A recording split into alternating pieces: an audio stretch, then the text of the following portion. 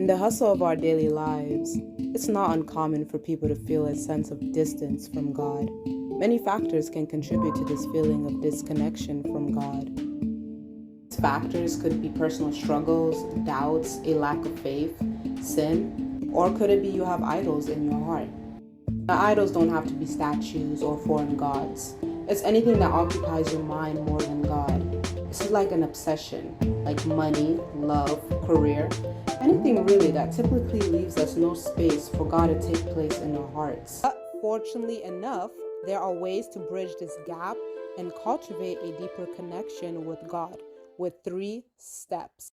The first step is prayers, which is like communication, and it's key for any relationship to work. But you need to be completely honest and vulnerable with him. Now, if you mad at him, let him know you mad.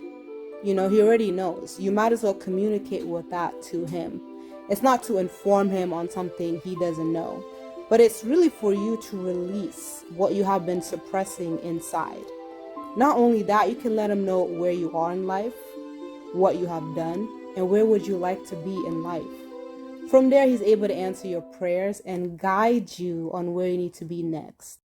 Step number 2. Once you have been honest with him and have repented, don't get stuck in the past. You have to understand God is not like humans who hold grudges. He is faithful.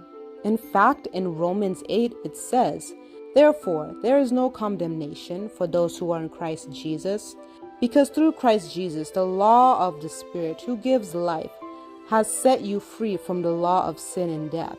So, once you have repented for your sins, he will forgive you and will no longer remember them. And in Jeremiah 31 and 34, God says, "I will remember their sins no more," which is great news because he doesn't see us as our sins. He doesn't see us as our mistakes. And we're able to start over and over and over again as long as we repent. The last step is taking baby steps in developing disciplines and growing in those habits of growing closer to God. Now, it can look like 10 minutes of prayer, reading your word, praising and worshiping God, listening to sermons. And it doesn't even have to be 10 minutes. It can be much shorter. Any time is better than 0. And then you can start adding it once it becomes more manageable. While you're doing that, you can pray for God to give you more hunger, which comes from him. And it's a gift too. And this hunger will enable you to want to spend more time with him. Reconnecting with God is not something we can do on our own, and we need God to help us to reconnect with him. As I wrap this video up, I want to remind you that the fact that you're alive today at this time and watching this video is the biggest sign that God is not done with you yet and wants to reconnect with you again. So take the first step and pray and communicate to him. God bless.